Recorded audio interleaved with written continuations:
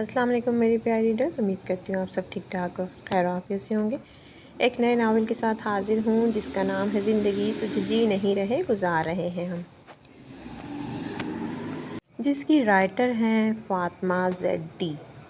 بہت ہی زبردست ناول ہے، امید کرتی ہوں کہ آپ سب کو پسند آئے گا۔ تو حاضر ہیں ایپیسوڈ نمبر 1 کے ساتھ۔ وہ آہستہ آہستہ قدم لے رہی تھی جب مقابل ایک ہی جست میں اس تک پہنچا تھا اور اس کی نازک کلائی سختی سے اپنے کھردرے سخت ہاتھ کی گرفت میں لیتے اسے اپنی طرف جھٹکا تھا، جس سے وہ کھنچتے ہوئے اس کے قدموں میں جا گری تھی۔ مقابل طنزیہ ہنسی ہنستے بیڈ پر گرنے کے سے انداز میں بیٹھا، اب بہت غور سے سامنے قدموں میں سر جھکائے بیٹھے وجود کو دیکھ رہا تھا۔ اٹھو، حکم دیا گیا تھا جیسے۔ اس کا بے جان ہوتا وجود مقابل کے گرجدار آواز پر جی جان سے اندر تک کانپ گیا تھا۔ ہمت کرتے بے جان ہوتے اپنے وجود کو گھسیٹتے کھڑی ہوئی تھی۔ ادھر آؤ، دوسرا حکم پہلے حکم سے زیادہ جان لیوا تھا۔ سنا نہیں تم نے؟ ادھر آؤ۔ اس کو وہیں کھڑے لب کاٹتے دیکھ کر وہ داڑا تھا۔ ایک پل کی دیر کیے وہ اس کے حکم کی تکمیل کرتی اس کے قریب گئی تھی۔ سر مزید جھکا تھا۔ بیٹھو، اوپر سے کہا گیا۔ تمہیں بات بار بار بتانی پڑے گی کیا؟ اس کو اپنی جگہ جمے دیکھ کر وہ غصے کو ضبط کرتے بولا، ساتھ ہی کلائی سے پکڑ کر جھٹکے سے پاس بٹھایا۔ وہ جو اس حملے کے لیے تیار نہیں تھی، گرنے کے سے انداز میں بیڈ پر بیٹھی تھی، جب مقابل نے پاس آ کے دراز سے ایک انجیکشن نکالا، جسے دیکھتے ہی اس نازک جان کا پورا وجود کانپنے لگا تھا، ساتھ ساتھ صف نفی میں ہل رہا تھا۔ اس سے پہلے کہ وہ انجیکشن اسے لگاتا، وہ اپنی جگہ سے تھوڑا پیچھے کو کھسکی تھی۔ جیسے ہی مقابل بھی اس کی طرف بڑھتے قریب ہوا، وہ ایک دم سے بول اٹھی، پلیز پلیز رحم کھائیں مجھ پر، خدا کا واسطہ ہے آپ کو۔ خوف کے مارے ٹوٹے ٹوٹے الفاظ اس کے منہ سے ادا ہو رہے تھے، تنفس بھاری ہوتا جا رہا تھا، پورا چہرہ پسینے سے بھیگتا جا رہا تھا، پر مقابل پر اس کی التجا دعائیوں کا کوئی اثر نہیں پڑا، جیسے یہ اس کے لیے روز کا معمول ہو، جیسے یہ سب وہ روز سنتا ہو اور اب سن کر اب بیزار سا نظر آنے لگا تھا۔ خدا کے لیے رحم کریں مجھ پر، کچھ تو خیال کریں، آپ کی بھی بہن چٹا۔ اس سے پہلے کہ وہ بات مکمل کرتی، مقابل نے ایک ہی تھپڑ سے اس کی آواز دبا دی۔ خبردار میری بہن کا نام بھی اپنی زبان پر لیا تو زبان کاٹ کے ہاتھ میں دے دوں گا، سمجھی؟ اور کیا ڈرامہ لگا رکھا ہے؟ اب تو مجھے تمہاری بکواس ازبر ہو چکی ہے، بیزار ہو گیا ہوں یہ بکواس سن کر، چپ چاپ انجیکشن لگواؤ، سمجھی نہیں؟ تو مجھے اور بھی طریقے آتے ہیں لگانے کے، جس سے تم اچھے سے واقف ہو جانے من۔ لہجہ بلا کا سنجیدہ اور سرد تھا کہ وہ اندر تک کانپ گئی۔ پلیز سائیں، آج نہیں لگائیں، آج رحم کر دیں، پلیز شاہ جی۔ وہ نازک جان ہمت کرتی پھر سے اس ظالم کے پاؤں پکڑ گئی۔ تم ایسے نہیں مانو گی نا؟ اسے ٹھوکر مارتے وہ دھاڑا تھا۔ ٹھوکر لگتے وہ دھان پان سی لڑکی زمین بوس ہوئی تھی۔ نہیں میں لگوا رہی ہوں۔ اس کی داڑھ پر خوف سے کانپتے وہ جلدی سے اٹھی تھی۔ ڈر اتنا تھا کہ بولنا مشکل ہو رہا تھا، آواز کہیں اس کی حالت میں ہی دم توڑ دی جا رہی تھی۔ گڈ، چلو اپنی جگہ سنبھالو۔ پھر وہ حکم دیتا انجیکشن ریڈی کرنے لگا۔ وہ مرے قدم لیتی بیڈ پر اپنی جگہ سنبھال چکی تھی جب وہ تمسخر خورانہ مسکراہٹ لبوں پر سجائے اس کے قریب آیا تھا۔ اس ظالم کو اپنے قریب آتے دیکھ کر وہ خوف سے زور سے آنکھیں بند کر گئی تھی۔ جانتی تھی اس قید سے اور اس ظلم سے کوئی رہائی دینے والا نہیں، اسے یہ زہر آج پھر اپنے اندر اتارنا تھا۔ وہ اپنے ہی خیالوں میں خود سے مخاطب تھی جب کچھ چبھنے پر اس کے لبوں سے بے اختیار سسکی نکلی تھی، جسے سنتے مقابل کے لبوں پر دل فریب مسکراہٹ نے احاطہ کیا تھا۔ ایک نظر ہی بس وہ اس ظلم کے بادشاہ بنے انسان کو دیکھ پائی تھی۔ او ہیلو میڈم، اٹھ جاؤ جی، ملکہ عالیہ، اور کتنے سونے کا ارادہ ہے؟ غضب خدا کا، ذرا فکر نہیں کسی ذمہ داری کی، جب دیکھو پلنگ توڑتی رہتی ہے۔ اٹھو، ناشتہ بناؤ، ابا کو بھوک لگی ہے۔ کوئی فکر ہے سسر کی یا نہیں؟ ارے بی بی میری تو خیر ہے، کم از کم سسر کا ہی خیال کر لیا کرو، کب سے ناشتے کا انتظار کر رہا ہے، صبح سے بھوکا بیٹھا ہے۔ پر نہیں جی، یہاں تو پرواہ کسے ہے، کوئی فکر ہی نہیں ہے۔ وہ جو بے سدھ پڑی تھی، اپنے اوپر پانی گرنے سے ہڑبڑا کر اٹھی تھی۔ جھٹکے سے اٹھنے پر سر میں شدید درد کی لہر اٹھی تھی، بدن سارا ٹوٹ پھوٹ کا شکار ہو رہا تھا، تکلیف کے مارے اس سے اٹھنا محال ہو رہا تھا۔ او بیبی کیا ڈرامے دکھا رہی ہو؟ سنائی نہیں دے رہا کیا؟ کانوں میں روئی ٹھوس رکھی ہے یا بہری ہو گئی ہو؟ اسے بازو سے پکڑ کر تقریباً جھنجھوڑ ہی ڈالا تھا۔ ایک دم کسی کے جھنجھوڑنے پر دکھتے سر سے ہاتھ ہٹا کر اپنے سامنے زہر اگلتی نند کو دیکھا تھا۔ تو پھر سے سر جھکا کر اپنے دکھتے وجود کو گھسیٹتے کھڑی ہوئی تھی، جب ایک دم سر چکرانے پر بیڈ کی بیگ کو تھام کر خود کو گرنے سے بچایا تھا۔ ختم کرو یہ ڈرامے بازی، چلو نکلو کمرے سے اب۔ بازو سے پکڑ کر دھکا دینے کے انداز میں کمرے کے دروازے سے باہر پھینکا گیا تھا، جب سامنے سے آتے وجود کے پیروں میں جا کر گری تھی وہ۔ کیا ہو رہا ہے یہ؟ کرخت آواز میں پوچھا گیا تھا، جب سامنے والا اس کی کرخت اور سرد آواز پر گڑبڑایا تھا۔ پھر خود کو نارمل کرتے بولی تھی، ابا کب سے ناشتے کا انتظار کر رہا ہے اور یہ تمہاری مہارانی کمرہ نشین ہو کر پڑی ہے، کوئی فکر نہیں کسی کام کی؟ کب تک میں اکیلی سب دیکھتی رہوں گی؟ اب کی آواز میں نرمی اور دکھ کی آزمائش تھی۔ جاؤ تم، بھیجتا ہوں میں اس کی بات پر ٹالنے کے اسے انداز میں جواب دیتے اپنے قدموں میں بیٹھے وجود کو بازو سے پکڑ کر کھڑا کیا۔ میں جاؤں؟ گھبراہٹ میں ٹوٹے پھوٹے الفاظ ادا کرتے سر جھکائے جانے کی اجازت مانگی تھی۔ نہیں، اندر چلو۔ وہ جو کسی سوچ کے تحت اس کے جھکے سر کو دیکھ رہا تھا، اس کی آواز پر چونکا۔ تذبذب کا شکار ہوتی چھوٹے چھوٹے قدم لیتی اس کے پیچھے روم میں داخل ہوئی۔ میرے پیچھے ہمیشہ یہ تم سے ایسے ہی مخاطب ہوتی ہے؟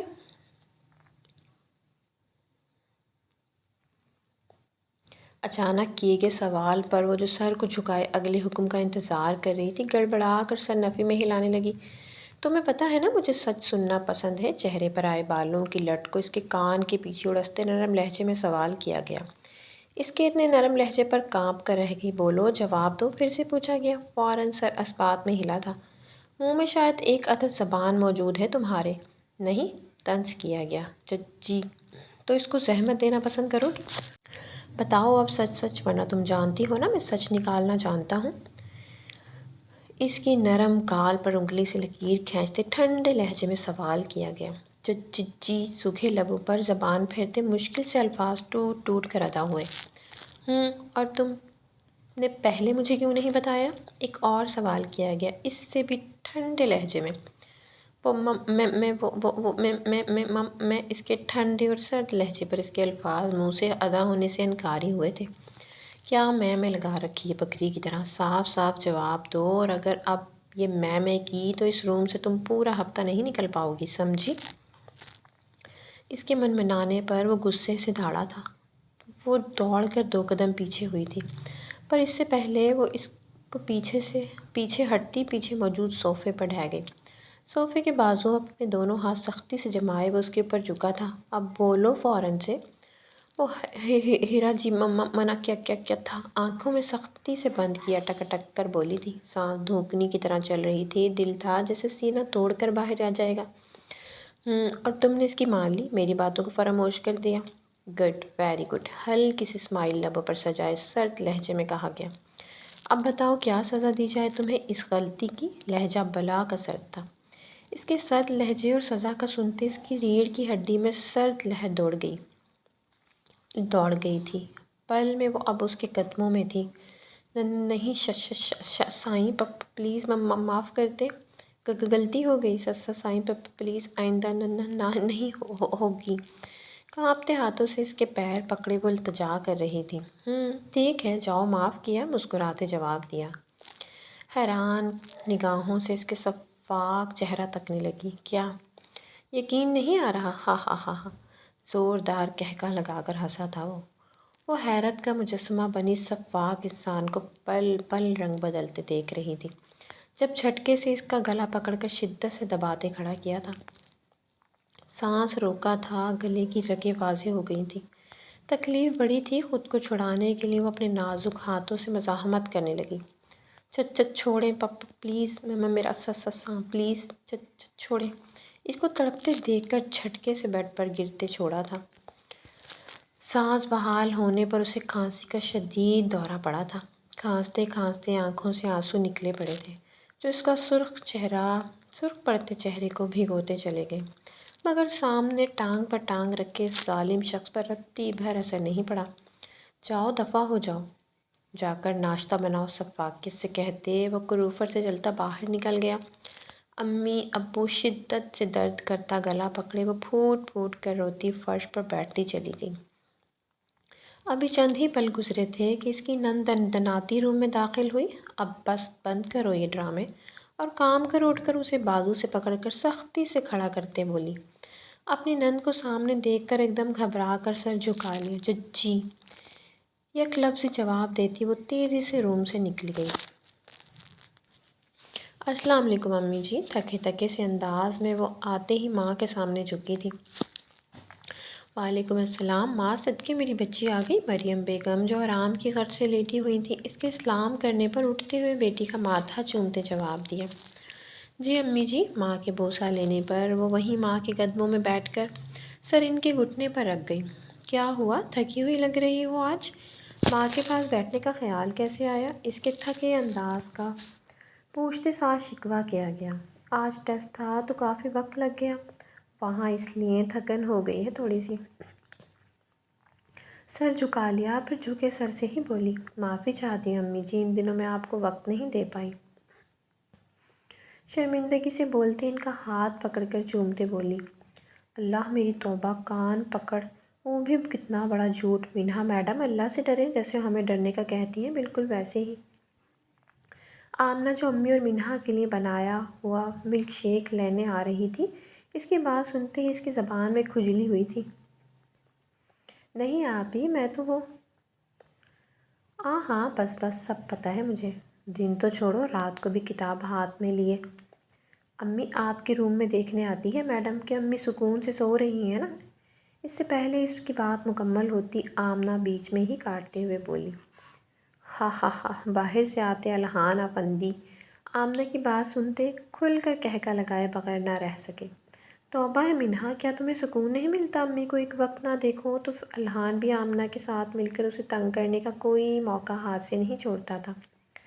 نہیں بھائی، ایسا کچھ نہیں۔ ماں بھائی کے سامنے پول کھلتے وہ شرمندہ سی ہوئی۔ اچھا بس کرو تم دونوں، کیوں میری بچی کو تنگ کرتے رہتے ہو؟ مریم بیگم اسے شرمندہ ہوتے دیکھ کر اپنی مسکراہٹ دباتے بولی۔ جی جی، یہی تو آپ کی فرما بردار بیٹی ہے، آمنہ منہ بسور کر بولی۔ اچھا چپ کرو تم، اور تم جاؤ میرا بچہ، کپڑے بدل لو، پھر کھانا کھا لو، صبح اب بھی ناشتہ نہیں کیا ڈھنگ سے۔ مریم بیگم آمنہ کو ڈانٹتے پھر اس سے بولی، جو موقع غنیمت جان کر بھاگنے کے چکر میں تھی۔ جب الہان نے روک لیا، مینہا بچے ناشتہ کیوں نہیں کیا؟ صبح تم نے، غلط بات ہے بچے، الہان خفگی سے بولا۔ سوری بھائی، بھوک نہیں تھی، پر جتنا کر سکتی تھی کیا تھا۔ اسے کہاں منظور تھا بھائی کا ذرا سا بھی خفا ہونا، فوراً سے صفائی دینے کو بولے۔ اوہو بھائی، آپ کو نہیں پتہ ملکہ عالیہ کے ٹیسٹ چل رہے ہیں۔ آمنہ کی زبان پر پھر سے کھجلی ہوئی تھی ان کی بات سن کر، پر اس کا یہ مطلب نہیں کہ کھانا پینا بھول جائے، حد ہوتی ہے لاپرواہی کی بھی۔ خود سے اتنی لاپرواہ؟ آمنہ کی انفارمیشن دینے پر الہان ناراضگی سے گویا ہوا۔ نہیں بھائی، ایسا نہیں ہے، کھاتی ہوں سچ میں۔ بھائی کو ناراض ہوتے دیکھ کر گھبراتے ہوئے صفائی دی۔ اچھا بس کرو اب، تم شروع ہو جاؤ۔ جاؤ میرا بچہ، کپڑے بدل کر تم آؤ، تم آرام سے تم اسے پریشان ہوتے دیکھ کر مریم بیگم الہان کو ٹوکتے بولی، اور تم جا کر کھانا گرم کرو، بس باتیں کروا لو، تم سے جتنی مرضی، کام بھی دیکھ لیا کرو کوئی۔ آمنہ جو الہان سے مینہا کو ڈانٹ کھاتے دیکھ کر دانتوں کی نمائش کر رہی تھی، مریم بیگم نے اسے بھی ساتھ جھاڑ پلائی، آخر ان کی فرما بردار اولاد کو ڈانٹ پڑوائی تھی، اتنا غصہ تو بنتا تھا نا۔ جی جی جا رہی ہوں، ہماری تو قدر ہی کوئی نہیں۔ آمنہ اس عزت افزائی پر تن فن کرتی کچن میں جا گھسی تھی۔ ابو جی ناشتہ کر لیں، ناشتہ بنا کر سب سے پہلے سسر کو دیتے بولی، جو سر تک لحاف لپیٹے سو رہے تھے۔ اس کی آواز پر ناگوریت سے لحاف چہرے سے ہٹا کر ایک نظر اسے دیکھتے اٹھ گئے۔ ہاں رکھو یہاں، کرخت اور ناگوریت سے بھرپور انداز میں حکم جاری کیا گیا۔ جی بہتر، اب کہاں چل دی ہو، نکال کے کون دے گا؟ غصے سے بھری آواز اس کی سماعتوں سے ٹکرائی۔ پلٹ کر باہر کی جانب بڑھتے اس کے قدم وہیں تھمے تھے۔ وہ اب پانی لینے؟ ہاں ہاں جاؤ جلدی، ایک تو ناشتہ دیر سے بنتا ہے، پھر نخرے ہی ختم نہیں ہوتے۔ سسر کی اونچی آواز میں بڑبڑاہٹ سنتے خاموشی سے باہر کی جانب بڑھ گئی۔ کہاں رہ گئی ہو اب، آ بھی جاؤ، جہاں جاتی ہو سو جاتی ہو کیا؟ مشکل سے 1 سیکنڈ بھی نہ گزرا تھا کہ اسے سسر کی پھر سے غصے بھری آواز سنائی دی تھی، جس پر وہ پانی لے کر تقریباً بھاگتے ہوئے وہاں پہنچی تھی۔ اس سے پہلے وہ روم میں قدم رکھتی گرم سالن کی پلیٹ اس کے قدموں میں گری تھی آ کر۔ اگر وقت رہتے نہ قدم روکتی تو اب تک پاؤں جل چکے ہوتے۔ دفع ہو، اسے اب دوبارہ گرم کر کے لاؤ، ٹھنڈا ہو گیا ہے، اب میں اس ٹھنڈے سالن سے ناشتہ کروں گا۔ کرخت آواز میں نیا حکم جاری کرتے ساتھ میں باتیں سناتے جانے کا اشارہ کیا۔ جی ابو جی۔ نم ہوتی آنکھوں سے جھک کر پلیٹ اٹھاتی کچن میں گئی تھی۔ ٹھیک 1 منٹ بعد پھر سے آواز آنے لگی، اب آ بھی جاؤ، میں ایسے ہی چلا جاؤں؟ پتہ نہیں کون سی منحوس کھڑی تھی جب اس منحوس کو بیاہ کر لایا تھا میں اپنے بیٹے کے لیے۔ دروازے سے داخل ہوتے اپنی شان میں قصیدے پڑھتے سسر کی آواز بخوبی سنی تھی، پر ہمت نہیں ہوئی زبان سے ایک لفظ بھی نکالنے کی۔ جانتی تھی ذرا سی بھی غلطی اس کے لیے پورا دن سزا بن جائے گی، اسی لیے سر جھکا کر سب سنتی گئی۔ ہاتھوں میں جان نہیں ہے کیا؟ جلدی کرو، تلخی سے کہا گیا۔ وہ جو روٹی نکال کر دے رہی تھی، پل میں ہاتھ کانپے تھے، مگر ہمت کرتی اپنے کام میں مصروف رہی۔ ناشتہ بن گیا ہے تو مجھے روم میں دے دو۔ سسر کو ناشتہ کروا کر برتن سمیٹ کر کچن میں جاتے نیا حکم ملا تھا۔ جی سائیں، ابھی لائی۔ فرما برداری سے جھکی نظروں سے کہتی فوراً سے کچن میں گم ہوئی تھی۔ کچھ دیر کھڑا کچن میں گم ہوئے وجود کو دیکھتا رہا، پھر ابا کے روم کی طرف قدم بڑھا۔ السلام علیکم ابا۔ وعلیکم السلام۔ مل گئی تمہیں فرصت؟ باپ سے ملنے کی اجازت دے دی مہارانی صاحبہ نے آنے کی؟ سلام کے جواب کے ساتھ طنز بھی کیا گیا۔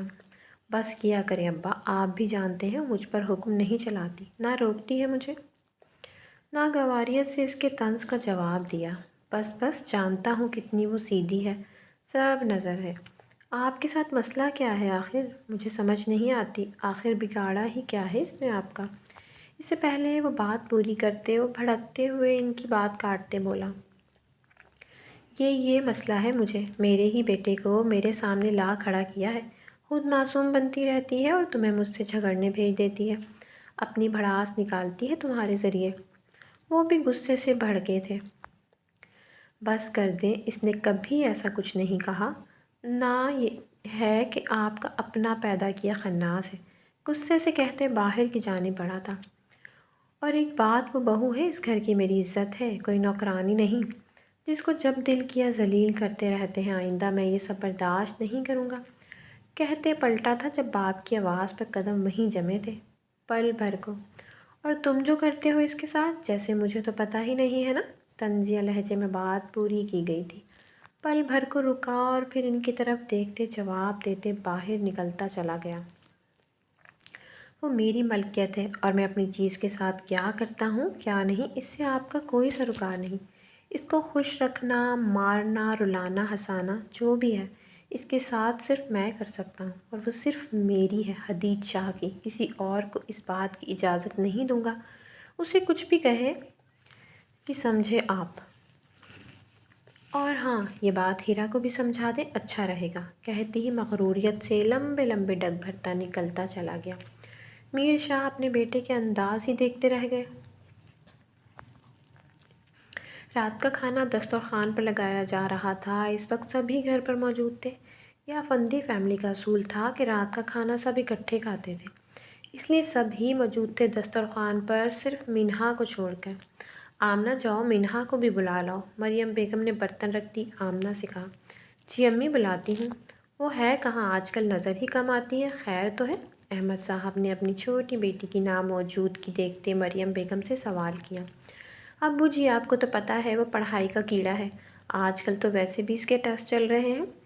پاس بیٹھے مہران نے اپنے ابو کو اطلاع دینا اپنا فرض سمجھا تھا،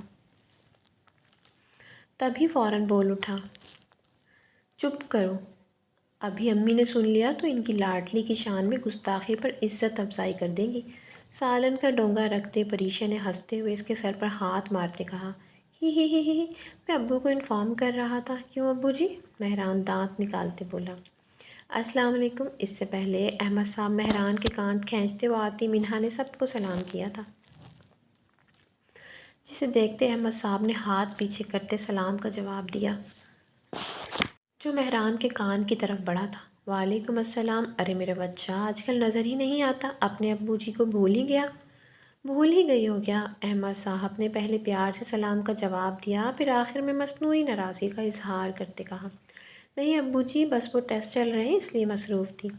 ابو جی کے پاس بیٹھتے احترام سے ان کا ہاتھ پکڑ کر چومتے بولی، اللہ کامیاب کرے میرے بچے کو۔ احمد صاحب کو اس کے اس انداز پر ٹوٹ کر پیار آیا تھا۔ اس کے سر پر بوسہ دیتے کہا، مینہا اس گھر کا سب سے سنجیدہ بچہ تھی، سب کا احترام کرنا، گھر میں داخل ہو یا دسترخوان پر آئے سلام کرتی، پڑھائی میں سب سے آگے رہتی، ہر لحاظ سے خود کو پرفیکٹ رکھتی تھی۔ کھانا کھاؤ بیٹا، کیا سوچ رہی ہو؟ اسے ہنوز پلیٹ میں چمچ چلاتے دیکھ کر احمد صاحب نے ٹوکا۔ وہ جو ابھی تک آج کے ٹیسٹ کے بارے میں سوچ رہی تھی، ابو جی کے ٹوکنے پر چونکی۔ جی ابو جی، کھا رہی ہوں، چونکتے ہوئے بولی تھی۔ مینہا کہیں ابھی بھی پیپر روم میں تو نہیں اٹکی ہوئی؟ اسے ایسے کھوئے کھوئے دیکھ کر مہران نے شرارت سے کہا، نہیں بھائی، مجھے لگتا ہے اسے پلیٹ کی جگہ ٹیسٹ پر انڈے ملتے نظر آ رہے ہیں۔ ہا ہا ہا۔ حمدہ اور مہران ایک دوسرے کے ہاتھ پر ہاتھ مار کر ہنسے۔ ان کی اس بات پر باقی سب نے مسکرا کر اسے دیکھا تھا، جبکہ مینہا نے ناگواریت سے ان کا یہ عمل ایک نظر دیکھا۔ آپ بھی بھائی، میرے خیال میں ہم اس وقت دسترخوان پر موجود ہیں۔ بہت تحمل اور احترام سے بہن بھائی کو ان کی پوزیشن باور کروائی تھی، جس پر سب کا قہقہہ گونجا تھا۔ وہیں وہ دونوں سے کھا جانے والی نظروں سے گھورنے لگے۔ مینہا افندی، آج بچ جانا تم ہم سے۔ اب آمنہ نے دھمکی والے انداز میں کہا، جی بہتر آپ بھی۔ اس کے اطمینان میں ذرا برابر فرق نہیں آیا تھا، جس پر دونوں بل کھا کر رہ گئے اور اپنی اپنی پلیٹ پر جھک گئے۔ جانتے تھے اس سے نہیں جیت سکتے، اس لیے بحث ترک کر دی، جس پر باقی سب کے لبوں پر دبی دبی مسکراہٹ بکھر گئی۔ مریم بیگم نے اپنے بچوں کی دائمی خوشیوں کی دل میں دعا کی۔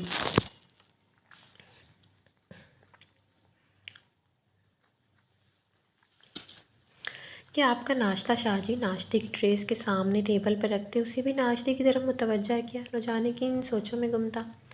بھابھی ناشتہ دے دیں، ابھی بھوک لگی ہے۔ ابھی وہ کچھ کہنے کو لب کھول ہی رہا تھا جب ہیرا کی آواز سنائی دینے پر واپس لب بھینچ گیا، جی آئی ابھی۔ وہ جو کمبل طے کر کے رکھ رہی تھے، ہیرا کی آواز پر وہی چھوڑے باہر کی طرف لپکی۔ رکو۔ ایک دم سے چلتے قدموں کو بریک لگی تھی اس کی سرد آواز پر۔ جی سائیں۔ پل میں اس کی طرف پلٹی تھی، جیسے ایک منٹ میں دیر ہوئی تو کوئی غلطی سرزد ہو جائے گی۔ کس کی اجازت سے جا رہی ہو باہر؟ وہی ازلی مغرور انداز۔ معذرت سائیں، وہ ہیرا جی نے بلایا ہے، گھبراتے صفائی دیتے بولی۔ سنائی تو مجھے بھی دے گیا تھا اس نے آواز دی ہے، پر لگتا ہے تمہیں دکھائی کم دینے لگ گیا ہے۔ اپنی جگہ سے اٹھتے کہا۔ میں سچ سمجھی نہیں سائیں، اسے اٹھتے دیکھ کر خوف سے کانپتے لہجے میں پوچھا۔ تمہیں اس کی آواز سنائی دی، یہ دکھائی نہیں دیا؟ میں حدید شاہ، تمہارا مزاجی خدا، تمہارے سامنے بیٹھا ہوں اور تم منہ اٹھائے باہر کو بھاگی جا رہی ہو؟ غصے سے اسے دیوار سے پن کیے دھاڑا تھا۔ اس کی دھاڑ پر خوف سے اندر تک کانپ گئی تھی، اپنی سانسیں روکتی محسوس ہوئی تھی اسے۔ بولو، جواب دو، اب کیا سنائی دینا بھی بند ہو گیا ہے کیا؟ اس کا جبڑا اپنے مضبوط ہاتھوں کی سخت گرفت میں لیتے پھر سے چیخا تھا وہ۔ معافی سائیں، درد کرتے منہ سے بس اتنا ہی بول پائی تھی جب وہ پھر سے چیخا تھا۔ چپ، ایک دم چپ، ورنہ یہیں سانس روک دوں گا، سمجھی تم؟ بہت شوق ہے نا تمہیں باہر جانے کا، تو ٹھیک ہے، تم آج سارا دن باہر رہو، سمجھی؟ اسے بازو سے پکڑے گھسیٹتے ہوئے باہر لے کر گیا تھا وہ۔ سائیں پلیز میری بات تو سنیں۔ شاہ جی پلیز رکیں۔ شاہ جی۔ اس کی بات سنتے وہ گھبرا تو گئی تھی، تبھی اس سے اپنا بازو چھڑانے کی کوشش کرتے مزاحمت کرنے پر وہ ایک نازک سی جان اس پہاڑ جیسے انسان کا کہاں مقابلہ کر سکتی تھی؟ کسی کٹی پتنگ کی طرح اس کے ساتھ کھنچتی چلی گئی، جبکہ سامنے لیٹی ہیرا نے یہ منظر بیزاریت سے دیکھا تھا۔ لگتا آج پھر سکون سے ناشتہ نصیب نہیں ہوگا، منہ میں بڑبڑائی تھی وہ۔ جاؤ پہلے ہیرا کو ناشتہ لا کر دو۔ اس کی بڑبڑاہٹ اتنی تھی کہ حدید شاہ نے صاف سنی تھی، تبھی کسی خیال کے تحت اس کی آنکھیں چمکی تھیں۔ وہ بھاگتے ہوئے کچن میں گئی تھی۔ اس کی رفتار کو دیکھتے افسوس سے دیکھا تھا حدید شاہ نے۔ سر جھٹکتا واپس روم میں داخل ہوا۔ ہیرا جی ناشتہ کانپتے ہاتھوں سے اس کے سامنے ٹرے رکھی تھی۔ ایسے کام ہی کیوں کرتی ہو جس پر ذلیل ہونا پڑے؟ ناگواریت سے اٹھ کر ناشتہ کرتے بولی۔ اب جاؤ یا میرے سر پر کھڑی رہو گی؟ پھر تمہارا وہ شوہر انعامدار گلا پھاڑتا آ جائے گا۔ اسے وہیں کھڑے دیکھ کر دانتوں کو پیستے بولی جی۔ وہ جو سوچ رہی تھی اب روم میں جائے یا نہیں، اس کے غصے سے کہنے پر گھبراتی ہوئی واپس کچن میں گم ہو گئی۔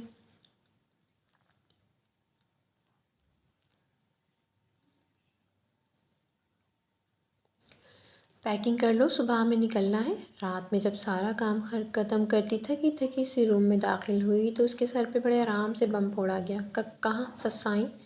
خوفزدہ لہجے میں ڈرتے ڈرتے پوچھا۔ لاہور۔ توقع کے برعکس برخلاف آج نرمی سے جواب ملا تھا۔ اتنی نرمی سے جواب ملنے پر وہ حیرت سے اسے دیکھنے لگی۔ کیا؟ اسے اپنی طرف ایسے دیکھتا پا کر سوال کیا، جس پر گھبرا کر فوراً نفی میں سر ہلایا۔ تو کھڑی کیا ہو؟ پیکنگ کرو۔ پھر کہتے وہ باہر نکل گیا۔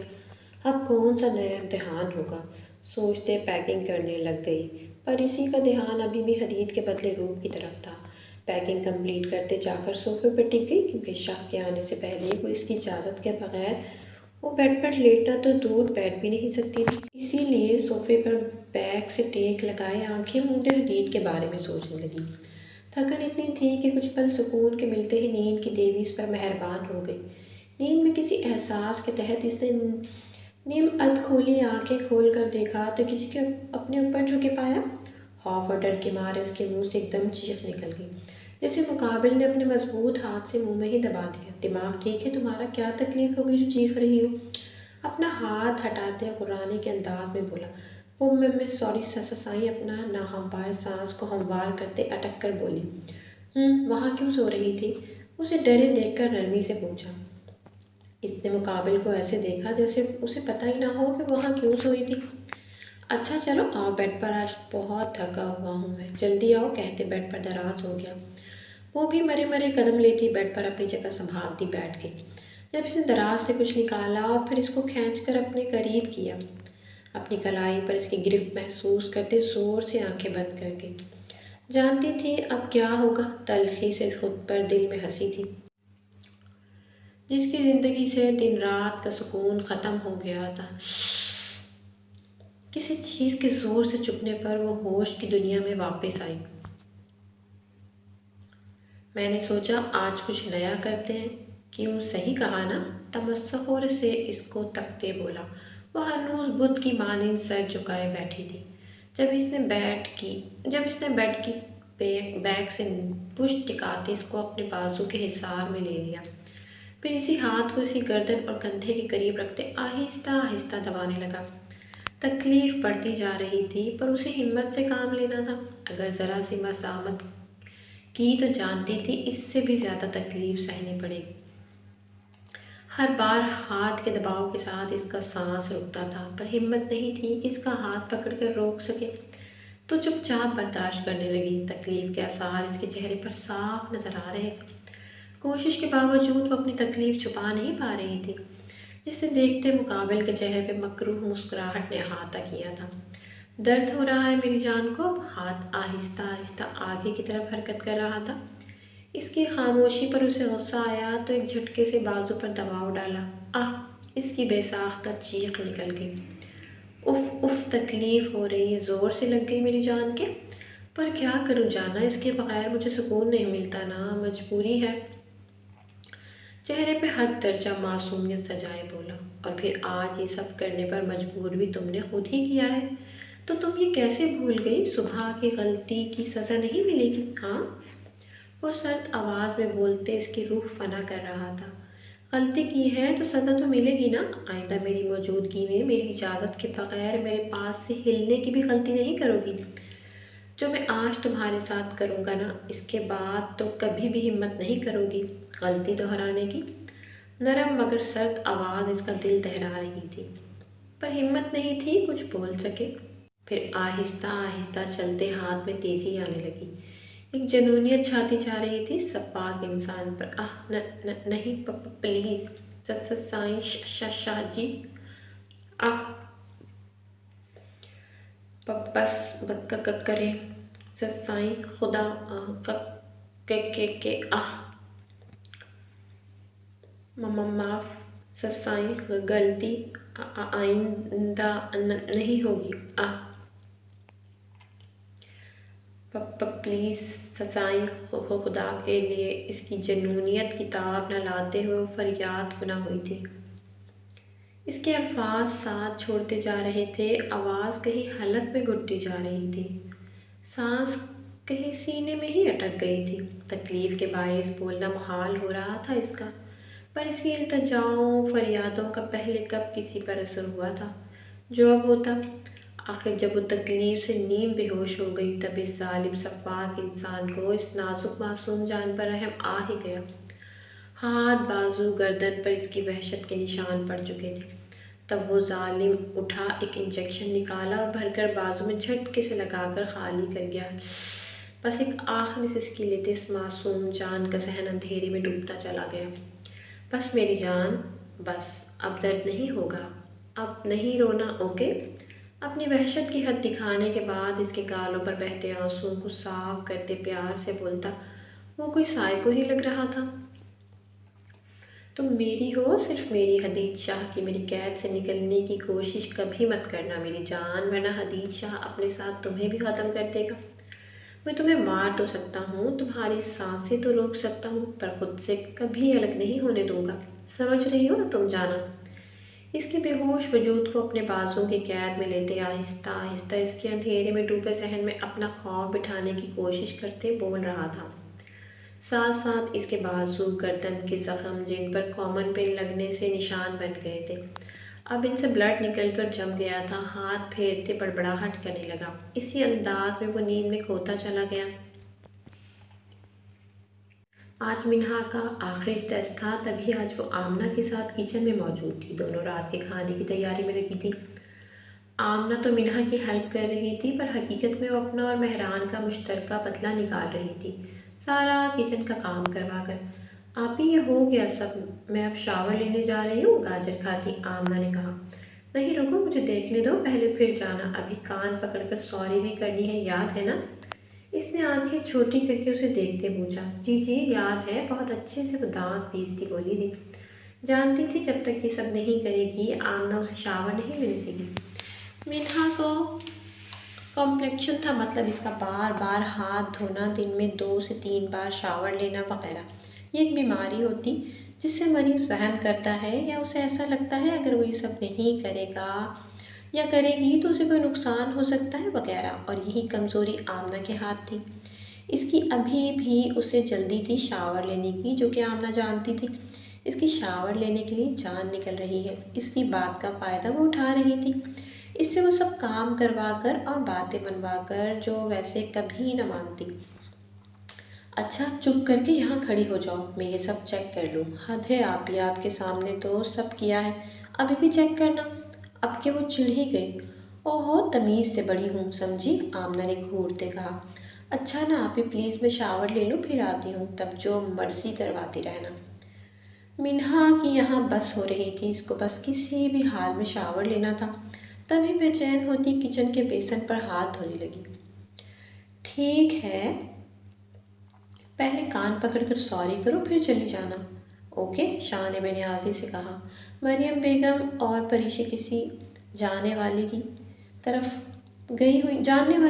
گئی ہوئی تھی، تبھی آمنہ کو اپنا بدلہ نکالنے کا موقع مل گیا تھا۔ اچھا یہ نے کان پکڑ لیا، اب معاف کر دے، اب نہیں کہتی کچھ آپ کو، سب کے سامنے بس پلیز اب جانے دے۔ چہرے پر معصومیت سجائے بولی۔ اوکے جاؤ، کیا یاد رکھو گی؟ معاف کیا، بڑے شاہانہ انداز میں کہا گیا۔ منہا نے یہ سننے کی دیر تھی اپنے روم کی طرف دوڑ لگا دی۔ پاگل ہے یہ تو بالکل، آمنہ نے اپنا پرانا ہمیشہ سے کہا جانے والا فقرہ کہا۔ سر جھٹکتی وہ بھی صحن کی طرف نکل گئی۔ کام سارا ہو گیا تھا، اب وہ آرام سے سونا چاہتی تھی، اسی غرض سے صحن میں بچھی چارپائیوں کی طرف بڑھ گئی۔ میری جان اٹھو، فریش ہو جاؤ، ہمیں پھر نکلنا بھی ہے، بہت پیار سے اس کے ماتھے پہ آئے بالوں کو ہٹاتے بولا۔ جانے حدید اٹھو نا، پھر ہم لیٹ ہو جائیں گے۔ شاباش ہری اب، اس کے ماتھے پر بوسہ دیتے کہا۔ بھائی سونے دینا، نیند میں نہ جانے وہ کہاں پہنچی تھی جب بڑبڑاتے بولی، استغفر اللہ لڑکی، ہوش کے ناخن لو، کیا اول فول بکے جا رہی ہو؟ اس کی بڑبڑاہٹ سنتے سارا پیار اڑنچو ہوا تھا، جھٹکے سے پکڑ کے اٹھا کر بٹھایا گیا۔ جی جی کیا ہوا؟ جھٹکا لگنے پر ایک دم گھبرا کر آنکھیں کھولی تو سامنے حدید شاہ کو بیٹھے دیکھ کر سانس تھمی تھی۔ کیا بکواس کر رہی تھی تم ہاں؟ غصے سے گھورتے پوچھا۔ کیا کچھ نہیں سائیں، اسے صبح صبح اتنے غصے میں دیکھ کر ہی اس کی جان ہوا ہوئی تھی۔ اٹکتے ہوئے بولی، بھائی سونے دے؟ ہاں بھائی نظر آتا ہوں میں تمہیں؟ چبا چبا کر لفظ ادا کیے۔ نہیں شاہ جی، میں نے کب کہا؟ وہ تو اس الزام پر حیران ہی تو رہ گئی، بہت یاد کرنے پر بھی یاد نہیں آیا، آخر یہ سب کہا اس نے؟ کچھ دیر گھورتا رہا اسے، پھر کچھ سوچ کر سر جھٹک دیا۔ خیر اٹھو، ناشتہ بناؤ، پھر تیار ہو جاؤ، نکلنا بھی ہے، سرد لہجے میں حکم دیتا نکل گیا۔ بوجھل دل سے اٹھتے ہوئے فریش ہوتی پھر کچن کی طرف راہ لی۔